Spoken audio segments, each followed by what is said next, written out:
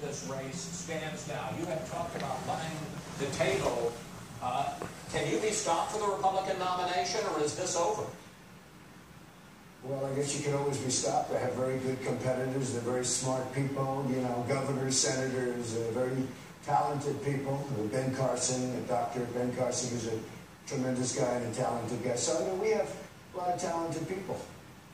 Let me ask you, people are talking about this now as a three-man race, so let me ask you about your two chief competitors. Thumbnail sketches, lightning round rules, Ted Cruz. Oh, he's very smart, very sharp.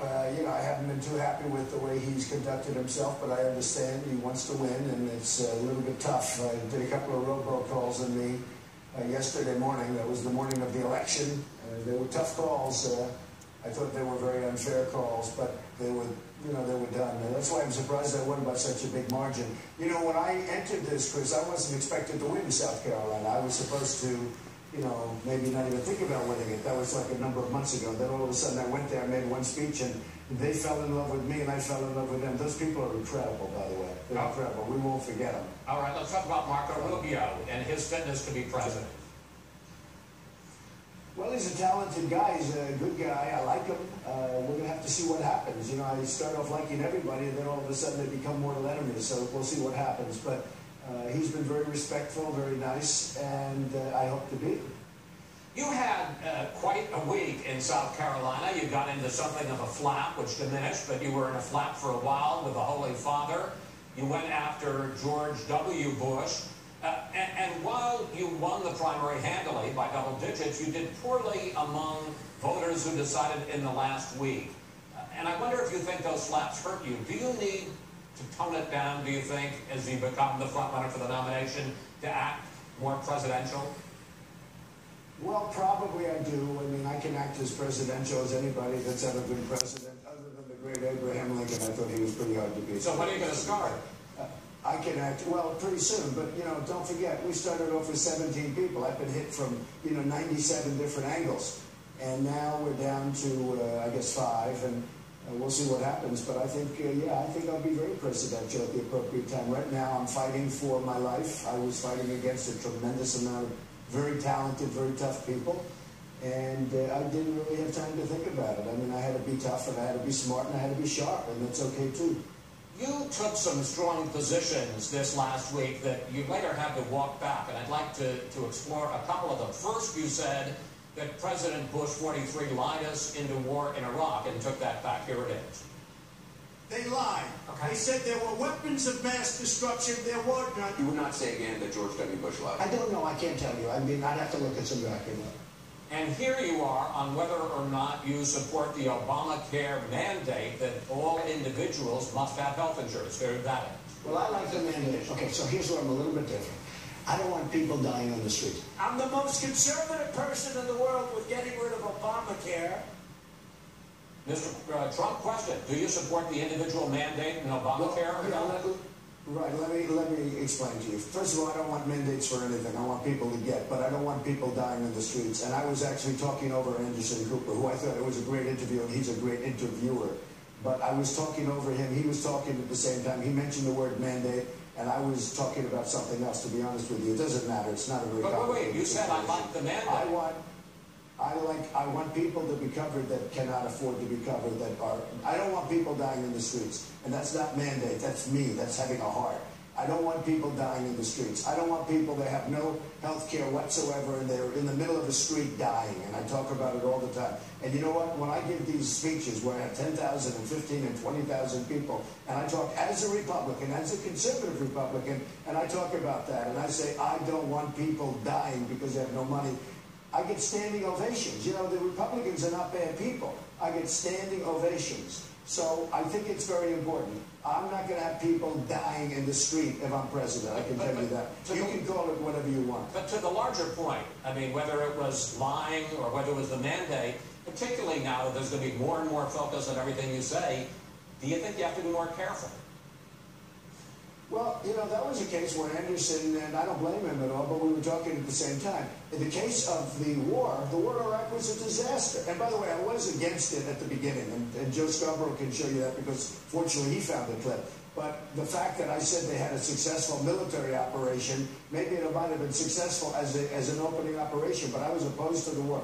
The war in Iraq was a disaster, okay? It may have been the worst decision ever made by our country, okay? But sir, respectfully, I mean, that wasn't the issue. The issue was whether or not we were lied into war.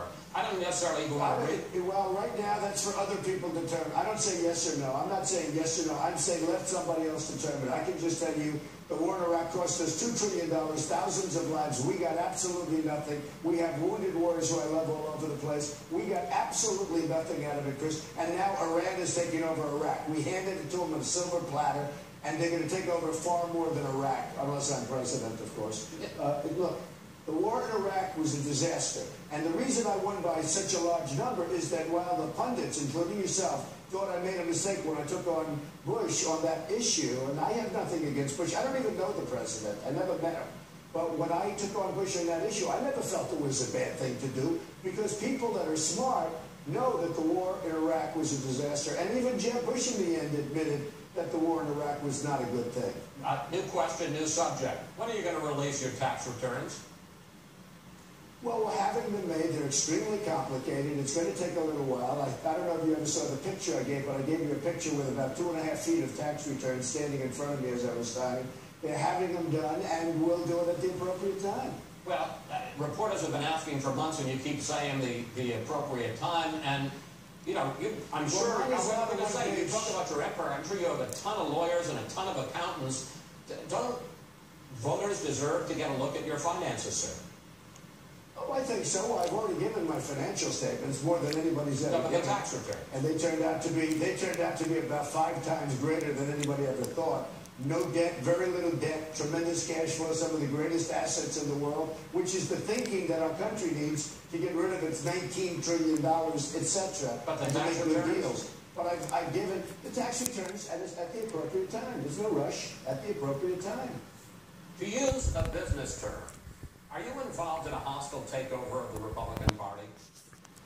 No, I'm not at all. I get along with the Republicans. There's nothing hostile about it. I was a Republican establishment figure, and then the day I decided to run, I became an outsider, and more so than I even thought. People that were totally establishment that loved me. I was a very big contributor. I gave $350,000 just before to the Republican Governors Association. But what's your view of the GOP establishment now, sir? I think it's a mess. I think it's a mess. And I think they better get their act together, because they're going to keep losing elections. With the kind of thinking that we have with the Karl Roves and the Stephen Hayeses and these characters that can't get themselves arrested, if you want to keep people like that, if you want to keep listening to people like that, you're never going to win. You're never going to win. They're from a different age. They're from a different world. You raised the question again this week of whether or not you're going to honor your pledge, the loyalty pledge that you signed to run as a Republican, and even if you lose, not to launch a third-party campaign. Is that a threat that you're going to keep wielding throughout this campaign?